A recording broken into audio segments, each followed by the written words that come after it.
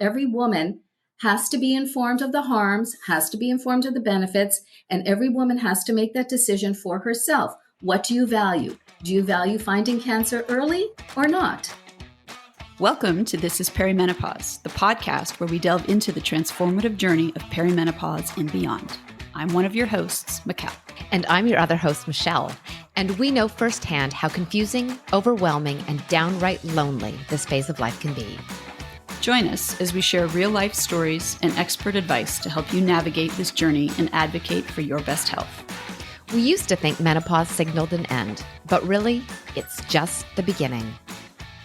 On today's show, we have Jennie Dale, a breast cancer survivor whose journey led her to become a fierce advocate and co-founder of Dense Breast Canada. This nonprofit organization is committed to raising awareness and advocating for optimal breast cancer screening. Jennie's here today to tell us about the importance of breast density and how to advocate for the breast screening that every woman needs. Jennie, welcome. We're so excited to have you with us today. Thank you so much for inviting me. I'm going to dive right in. Could you tell us and our listeners a little bit about you and why you co-founded Dense Breasts Canada? Okay. Well, in 2014, I was diagnosed with breast cancer. It was early stage. It wasn't seen on mammogram. I was fortunate to have an ultrasound requisition at the time. And shortly after my diagnosis, which was lumpectomy and then mastectomy by my choice because I wanted to avoid radiation, I came across a book by Joan London, the former co-host of Good Morning America. It was called Had I Known. And I saw this in Indigo and I thought, okay, I'd been beating myself up for getting breast cancer. I said, this book is going to prove, it's going to reinforce all the guilt I've been feeling. Had I known, shouldn't have been eating all that sugar and should have been taking better care of myself and all that. But the book wasn't about that. The book was actually about the fact that she had dense breasts. And had she known that supplemental screening would have caught her cancer earlier, she would have gone for ultrasound. And so she was on a mission to educate women in the U.S. about the benefits of supplemental screening and the risks of dense breasts. And she had partnered or was collaborating with a woman in the States called Nancy Capello, who had a delayed diagnosis. I read that book. I was like mesmerized. I stickied up the whole book. And I was just like, what? Like, I didn't know any of this. I don't know what dense breasts are. Do other women know about this? Are they telling women in Canada? Is that why my cancer was missed? So I had all these questions. I immediately emailed Nancy Capello in the States and said, I heard about your advocacy to get women informed in the States. Are you doing anything in Canada? And she connected me with another woman in Canada who had connected her. And so I contacted a woman in Vancouver by the name of Michelle DiTommaso. And we just clicked on that first call. We were both really outraged that women in Canada were not being informed of their breast density because it's a potential risk factor for breast cancer. And if women knew, they could do something about it. And we were just like shocked. And we both seemed to have the same level of passion and anger. And we decided right then and there on that first call that we were going to do something about this. I thought, how hard can this be? Women aren't being told critical health information. We go tell the government that they need to tell women, and that's that. Well, here we are 7 years later.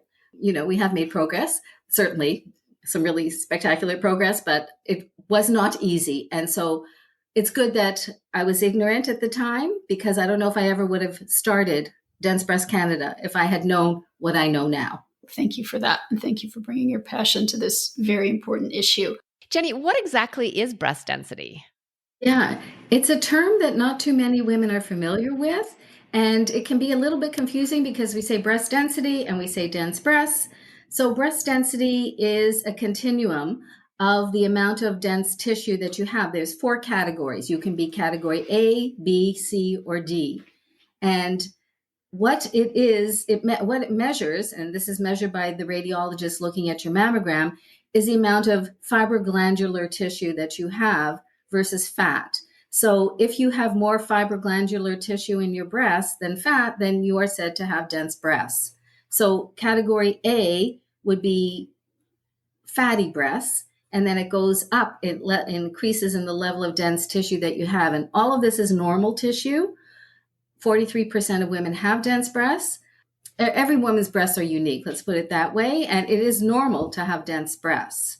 So it's just that if you have dense breasts, then you want to know so that you understand the risks associated with dense breasts. If you're in category C or D, cancer can be masked. A mammogram is just an x-ray.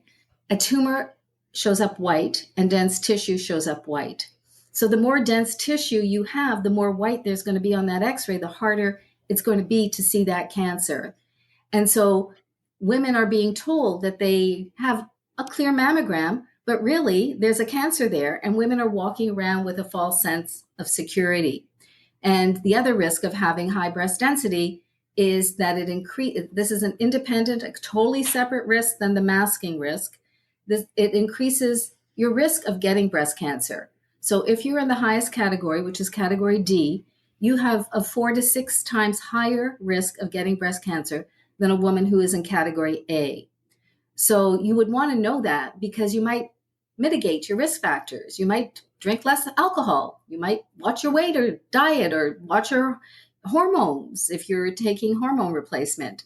So these are important risk factors that women need to know about.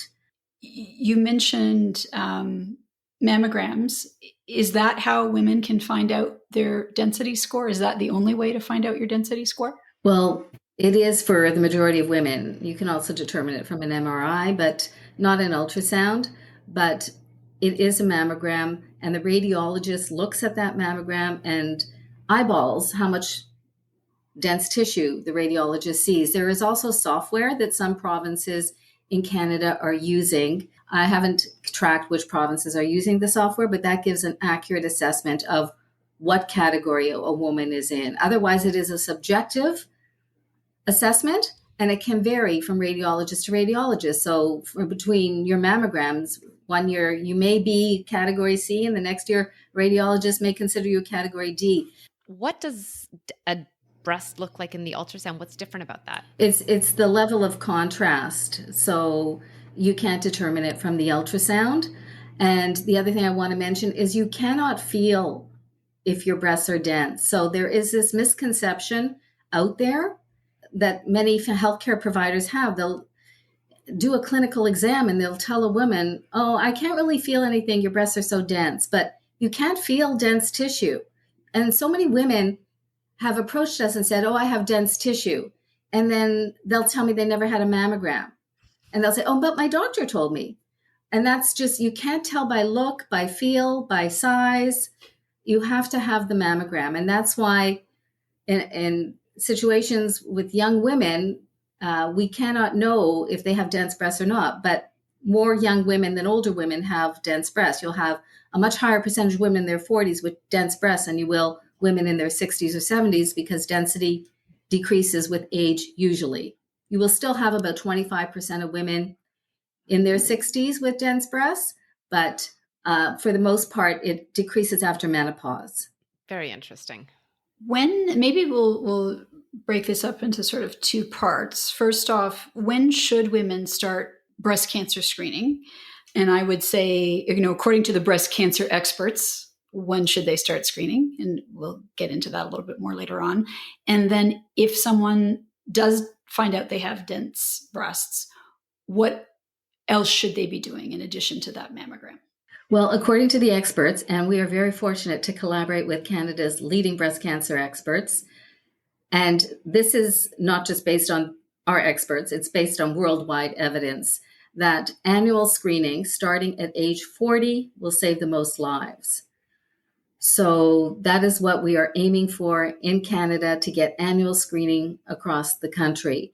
And if a woman finds out that she has dense breasts, what we're aiming for is that she gets supplemental screening. And right now, we're asking for ultrasound. There are other modalities that can find more breast cancer than ultrasound, but we have to consider what is affordable, what is realistic, what is available and accessible in Canada. And unfortunately, we are not getting the screening that would be ideal. So we have a long way to go, but at the very least, a woman with dense breasts should be getting additional screening, because up to half the cancers are missed in category D. Wow. About 30% are missed in category C. If you get that additional screening, you've got a much better chance of finding cancer early before it gets into the nodes. You can have the chance to avoid chemotherapy, the chance to avoid mastectomy, the chance to avoid lymphedema, and the chance to avoid all the emotional, financial, all the repercussions that comes with more aggressive treatment and surgery. So the goal is to find cancer early, and that is why we want women to know if they have dense breasts so that they can seek that additional screening. And sometimes it's not easy to get. And it depends on where you live, if you're going to be able to get it. It depends on how informed you are, how well you can advocate. The onus is on the woman. I saw on your website you have some really great tools to help women advocate for their additional screenings with their doctor. I thought that was really great material. Thank you for putting that up. Thank you. We do have a script, conversation tips that women can use to have that conversation with their doctor, because most doctors will say, oh, there's no evidence to show that additional screening will increase your lifespan. And this is a cop out. This is not true. There's 50 years of evidence on breast density. So it's kind of not easily understood why provinces would continue to say that unless you just take financial considerations into account. But the evidence is there. They're just focused on a specific type of evidence. So it's very easy for them to say there's no evidence because they're looking at randomized controlled trials only.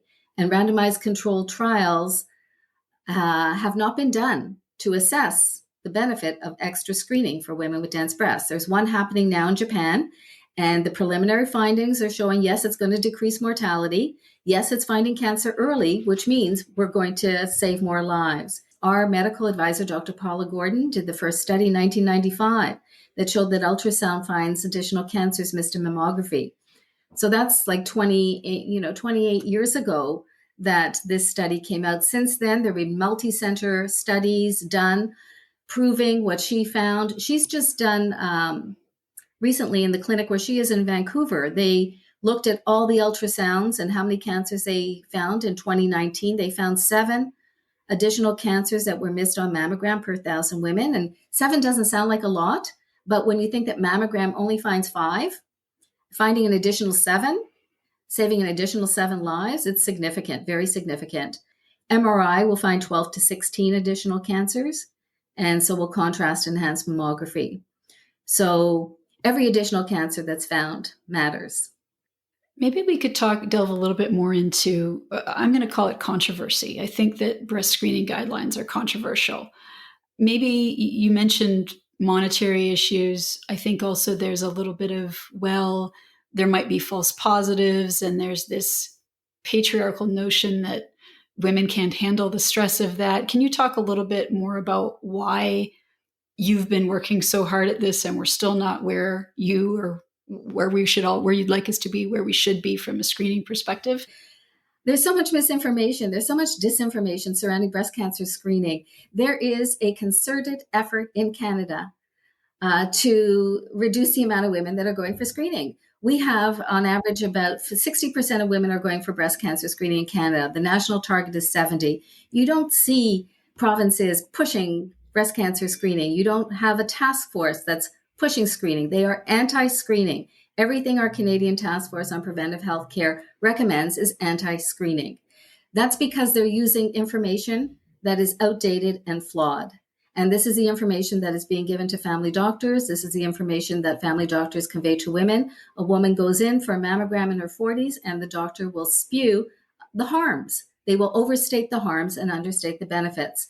And these harms come from the task force. The harms, as you mentioned, of false positives and overdiagnosis.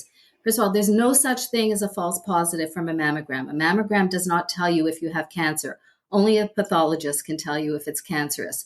So what a false positive is, and we're hoping to get this term changed to the word recall, because it's basically a recall for extra pictures. So if a radiologist is not 98, 99% certain that what they're seeing is not cancerous, they're going to want to follow up. They're going to want more pictures. And you should be damn happy they want more pictures. It's stressful to get a recall. Yes, what do you mean? What are they seeing? So while you're waiting for those extra pictures, your mind is, you can't help yourself. What if I have breast cancer? It's stressful. There is anxiety for sure. We are not negating that, but that anxiety is transient. And studies have proven that anxiety is transient because after you get your pictures and you hear everything is fine, you forget about the whole thing. It's like it never happened. And most women that we speak to would much rather have those extra pictures than not have those extra pictures and then to find out later that a cancer was missed and they've got a delayed diagnosis now and their prognosis is uncertain. It's a false narrative that's being spewed. The task force is saying their harms outweigh the benefits of finding cancer early. It's complete fabrication. We know that if you have a mammogram in your 40s, you are 44% less likely to die than a woman who does not have a mammogram. And if you're in your 50s to 74, you are 40% less likely to die than a woman who does not have a mammogram. So they are saying that the chance of a recall is more harmful. It's unfathomable. How do you weigh that? Okay. And then there's one other harm, which is another total manipulation. And that's why we speak to misogyny, we speak to the patriarchy. I don't know what words to even, but they speak to something called overdiagnosis. And overdiagnosis is theoretical. If you find something, if you're diagnosed with breast cancer, you don't have a choice. You have to treat it. And they are saying some of those cancers don't need to be treated. But the thing is that nobody in the entire world knows which breast cancers need to be treated and which breast cancers don't. So they're basically saying, don't go for screening because you might be diagnosed with a cancer that would never kill you. So those are the harms. So you can decide for yourself. Every woman has to be informed of the harms, has to be informed of the benefits, and every woman has to make that decision for herself. What do you value? Do you value finding cancer early or not?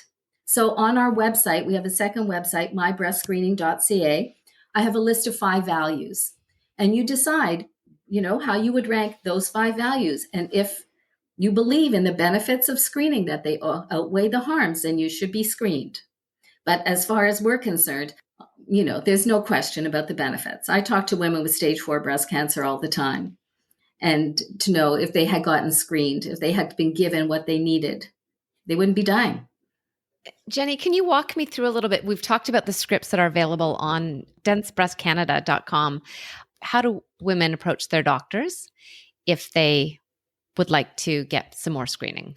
Okay, so there's 2 different scripts. One is for women in the 40s that may have trouble getting a requisition, and one is for women who want ultrasound. And so the scripts are on densebreastcanada.ca and mybreastscreening.ca. And so it's giving you the inaccurate information that may be, given by the healthcare provider and telling you the accurate information, how you can respond to that. If the doctor says, starts talking about the false positives, and you can say, I understand that there is a risk that I may be recalled, but I am willing to accept that risk and I would like a requisition. It's just giving you the words to keep saying, I understand, I have, assessed my own values and preferences kind of thing. I still would like the requisition. And no woman in Canada should be denied a requisition if she wants it. And the task force has changed their wording on that because we have pressured them, because there's the family doctors and nurse practitioners have been confused and have been denying and dismissing women. And so we got them to do a little bit of clarification. And on their website, it does say that after having this discussion about the harms and benefits, if a woman still wants a mammogram, she should be given a requisition. There is the word should. The issue is that healthcare providers don't necessarily go read every update from the task force. And so you're going to find a lot of healthcare providers. We have 60,000 in Canada. You're going to find a lot of them still denying women in their 40s a requisition. And this is wrong. We have asked the College of Family Physicians to address family physicians on this issue, and they have refused. So we're hoping when the new guidelines come out, it will be clear. We're hoping the new guidelines will say screening at 40 is recommended, and we are hoping that no family physician will try and talk a woman out of it, because we do have situations. We have self-referral in British Columbia for the last 30 years, but you still have healthcare providers telling women you don't need to go in your 40s. You can wait till 50. There's no reason to go in your 40s. So that's why it's so important for women to be informed. There's so many myths surrounding breast cancer screening. The misinformation is beyond what I've mentioned, in terms of, like, many women think if they don't have a family history, they don't need to go. 80% of women with breast cancer do not have a family history. So that is one myth we need to, like, bust big time. Another misconception is you're too young for breast cancer. So many women I speak to that are in their 20s and 30s have been dismissed, denied the imaging. They come in with a symptom and the doctor will say, no, you're too young. It's not breast cancer. Don't worry about it. Any woman with a symptom, no matter their age, needs to have imaging. No woman should be dismissed, should ever walk out of a doctor's office without a requisition if they have any kind of skin change, a lump, anything. Nobody is too young for breast cancer now. The incidence is increasing, unfortunately. We talk to way too many women in their 20s and 30s now. You don't have all these myths. You don't have all this misinformation, disinformation, and talk about harms and benefits when it comes to pap tests, when it comes to your colonoscopy. It's very different around breast. We're trying to ensure that women get the screening that they need, because too many women in Canada are dying. We've got 5,000 women who die every year in Canada. We accept that when we know that many of those women, about 1,000, those are avoidable deaths. Every year, we can avoid 1,000 deaths if women get the screening that they need. Not just talking about death. There's more to living than dying. There's that quality of life if women are diagnosed early and can avoid all that harsh treatment. Jennie, can I interject for 1 second and ask you a quick question? I'm really curious. Women that have a history of breast cancer in their family, should they be doing anything differently? Any woman that has a first-degree relative, that's a mother or a sister or a daughter, needs to have annual screening. Starting at any age? Well, it's usually 10 years younger Okay. than when the first-degree relative had it. There's more to risk than family history also. And there's a risk calculator on our website. And we want every healthcare provider in Canada to take 2 minutes with their patients and do this risk calculator, because so often risks are overlooked. Breast density is just one risk. If you have category C or D, you need supplemental screening, but you may not need ultrasound. You may need MRI. You may be high risk. So currently, in a province like Ontario, we have a high risk program. So women who score over 25% lifetime risk get MRI. The average woman's risk is 12%. So if you do this risk calculator and you put in if you have family history, if you have a BRCA gene, when you had your first child, your first period, blah, blah, if you score over 25%, then you should be in the high-risk program having annual MRI. And I have spoken to too many women who do not know that they are high risk. So too many women are falling through the cracks. There's just not enough knowledge, too many gaps around breast cancer and breast cancer screening. Maybe we could clarify for our listeners, Jennie, what should women be doing? And maybe I'll just lay it out for you and you can correct where I'm wrong. At age 40, every woman should be screened annually with a mammogram, and they should know their breast density based on those results of that mammogram. If they learn they are category C or D, they need to have supplemental screening with an ultrasound, unless they find from the online calculator that they are high risk, and then they should be getting a breast MRI. Correct. I think that's really important, just to set out this is what needs to happen. Because to your point, most women don't know, and I would argue a lot of doctors don't know. I bet they're confused in a lot of instances as well, because the guidelines that we have in Canada do not follow what breast cancer experts believe and know. Is that fair to say? Yes, in every way. Every single guideline, breast cancer experts disagree with it. And we're hoping this update that comes out in the spring will be improved. But not all the guidelines are going to be improved, because I don't think they're going to address supplemental screening for women with dense breasts. Maybe they'll address the 40s. But there's another thing we haven't really talked about. The task force does not recommend self-exam. And it's another thing that women should be doing. The experts strongly recommend self-exam, especially if you have dense breasts, because women with dense breasts are at higher risk of finding a cancer by themselves in between their regular screenings, those interval cancers. And so they need to be vigilant about self-exam. And the issue is that most women do not know how to do a proper self-exam. They're not confident in doing self-exam. They're not doing regular self-exam. So it's another thing that needs to be, there's an education gap there. There's a website called knowyourlemons.org, which is a fabulous site, and it shows self-exam. There's going to be a post about a Know Your Lemons ambassador who's going to be doing a session coming up early in December, but she'll be doing it monthly. So Know Your Lemons has volunteers that do Zoom sessions that teach women how to do a self-exam. Breast tissue goes up to your collarbone and it's under your arms. Most women don't know that.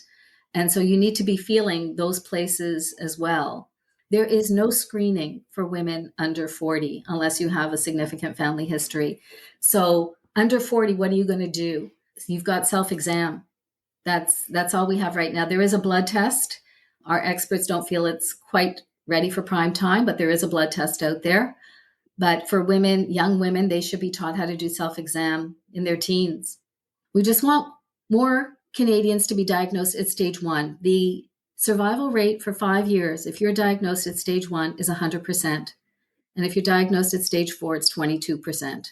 So we need early detection. Everything that I am talking about today is early detection. And we don't have a cure for breast cancer. The only thing we've got is finding it early, because then it's small and then you can avoid all that treatment and you can have a better chance of having a long, healthy life. Amazing. I've got goosebumps right now.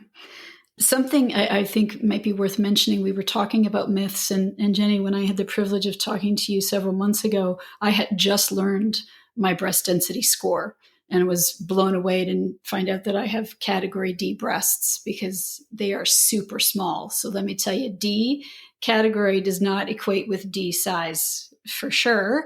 And I think that sometimes there's some misconceptions there too. But more importantly, you said to me on that phone call that breast density puts you at higher risk than a family history.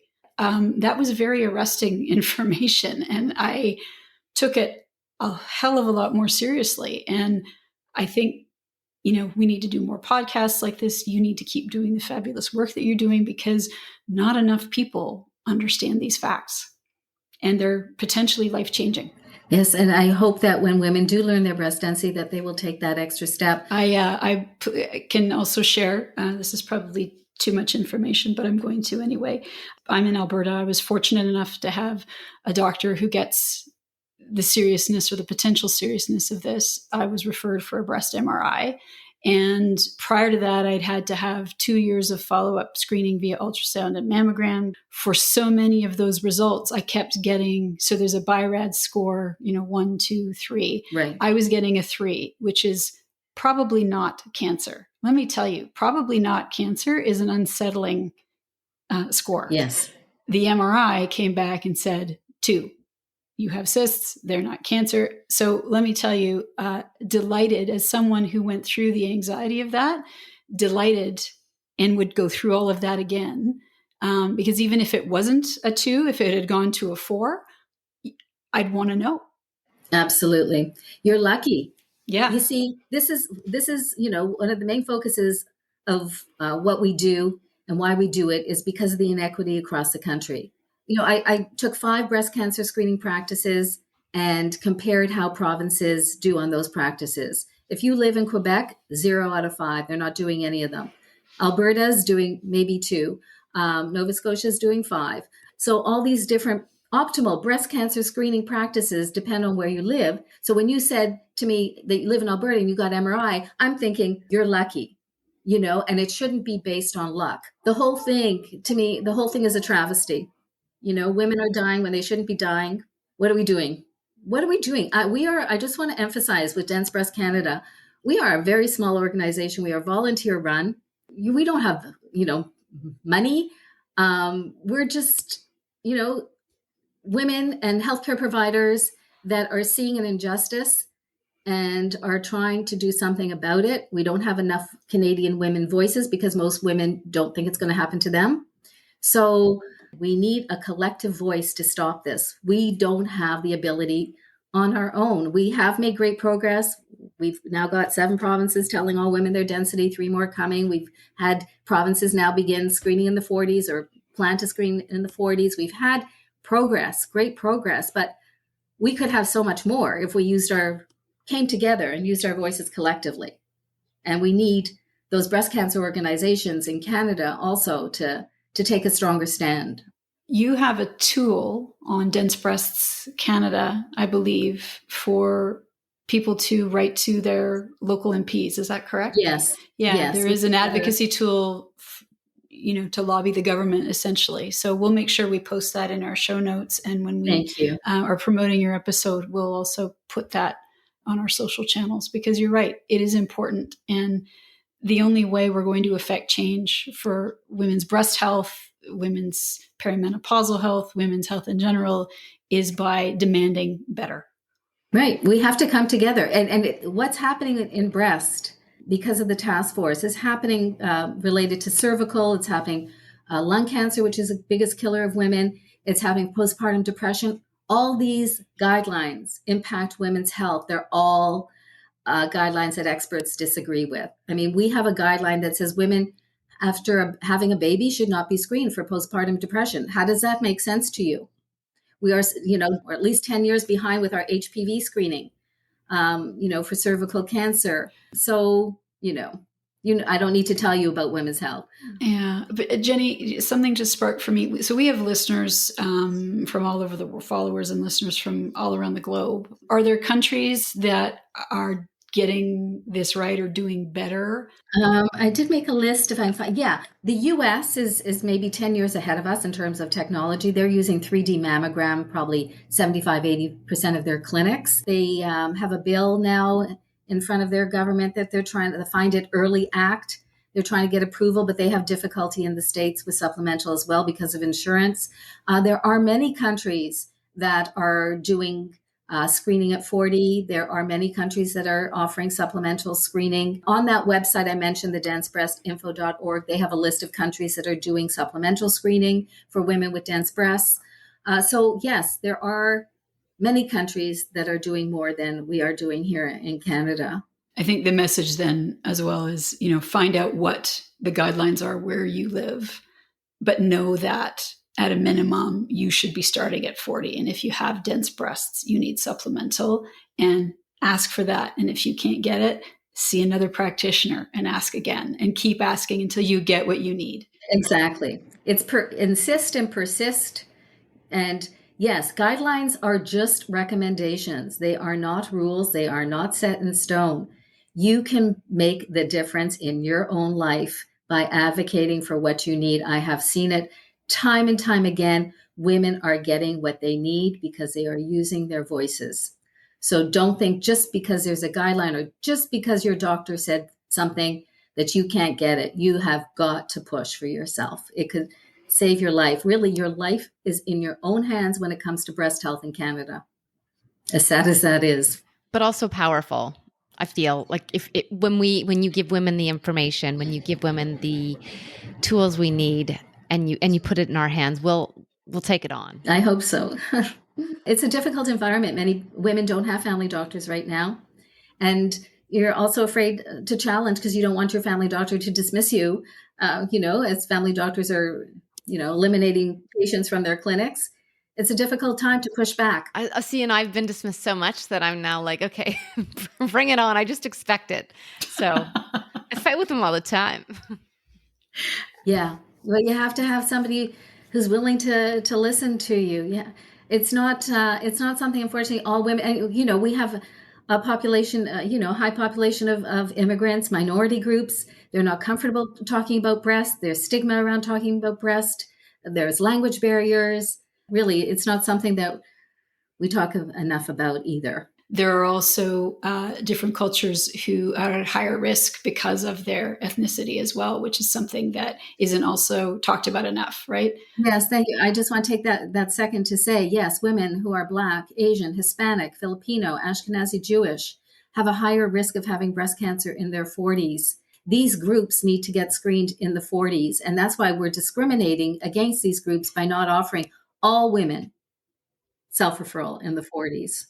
Can I ask you, Jennie, for the women that aren't comfortable having the conversations with their doctors or even friends or people in their community, when you say, okay, we can go online and get some information, but the World Wide Web is a big, scary place with a whole lot of misinformation on it as well. So could you recommend I know that breastdensecanada.ca is a great resource to start.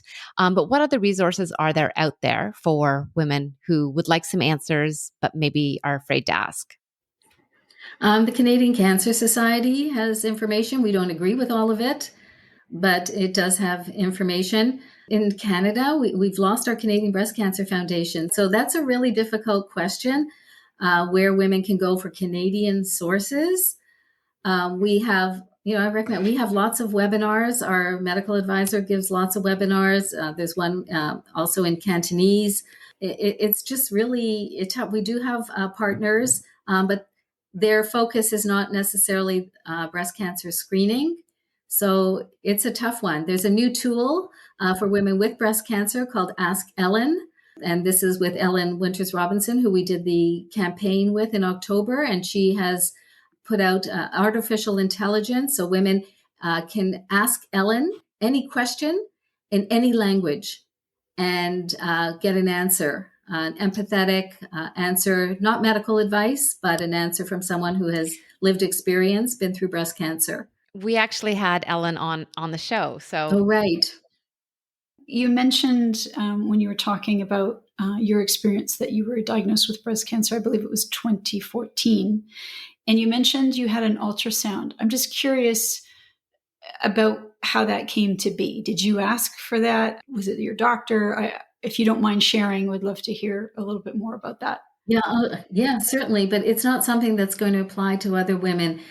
I had, test done mammograms, transvaginal, and my family doctor did not tell me everything that the report said. And when I asked for the reports, and this is something else that I want to really strongly recommend, we don't do this enough, please ask for your reports because you're not always told all the information from your report. So you can't advocate for yourself if you don't know everything. There's a wonderful tool called Pocket Health, which I absolutely love, and which gave me 10 years of all my reports and my imaging. Anyway, so I had this family doctor, didn't tell me everything. I switched family doctors. So this new family doctor, just as a matter of course, because she is so proactive and so thorough, she gave me an ultrasound requisition. The ultrasound requisition was just something she did. Family doctors don't normally do that. I didn't have dense breasts. She just gave it to me. She saved my life because that day, here mammogram was clear. 10 minutes later, I'm having the ultrasound and the tech says, I'm going to go call the radiologist to come in for a minute. So it was really a fluke. Yeah, it's just my story, but it doesn't really apply to anybody else because you cannot get an ultrasound requisition if you don't have dense breasts. It's not something that is recommended because again, ultrasound is a very sensitive test. It's going to pick up things. You're going to need additional testing potentially. So they don't want to do that. So ultrasound is only recommended for women with category C or D. And I was a B. Category B that I'm in has scattered areas of density. So those scattered areas of density can still hide a cancer. So that's why everybody should practice self-exam. But my cancer wasn't seen on mammogram for a reason we don't know exactly. It was close to the nipple. And when they do compression, sometimes they don't get all the tissue. But once I was diagnosed with breast cancer, I also went for a 3D mammogram. It still was not seen on the 3D mammogram when they knew exactly where it was. I'm just lucky that I had that ultrasound. Otherwise, I would have gone a year later. By then, it would have been definitely chemo. So, and who knows what my prognosis would have been. So it doesn't apply. Everybody's breast cancer story is different. Some of them may be helpful for other women. Mine isn't really all that helpful. I don't have dense breasts. I'm not in my 40s. None of this advocacy will help me. None of the advocacy we do will help any of our volunteers. They are all dedicated women who don't want what happened to them to happen to somebody else. That's why they are devoting the time. Our medical experts that we collaborate with, they are full-time clinicians. They are working every night on this, weekends, nonstop. I make them crazy. Really. They will tell you that. But yeah, we don't let up. Well, thank you. You're saving lives. You are saving lives. I dare say you've saved mine, because I didn't know what I should know until we spoke. Well, thank you. We don't like to talk about that we're saving lives. We just like to hope that we're educating and empowering women to look after themselves. You save your own life. Jennie, what's the one thing you want every woman to know, especially in perimenopause? Cancer in the 40s can be very aggressive. And it's a time it's fueled by hormones. And that's why it is essential to go for mammograms. From 40 to 49, it should be annual, because cancer can grow so quickly. It's a time where you're very busy. You're looking after your kids, your career, but please make the time for yourself, because you matter to so many people. Thanks so much for listening to the show. If you like what you hear, please take a moment to rate and subscribe to our podcast. When you do this, it helps to raise our podcast profile so more women can find us and get a little better understanding of what to expect in perimenopause. We also read all the reviews, the good, the bad, and the ugly, to help us continuously improve our show. We would love to hear from you. You can connect with us through the podcast, on social media, or through our website. Our information, as well as links and details from our conversation today, can be found in the show notes. This podcast is for general information only. It's designed to educate, inspire, and support you on your personal journey through perimenopause. The information and opinions on this podcast are not intended to be a substitution for primary care, diagnosis, or treatment. The information on this podcast does not replace professional healthcare advice. The use of the information discussed is at the sole discretion of the listener. If you are suffering from symptoms or have questions, please consult a qualified healthcare practitioner.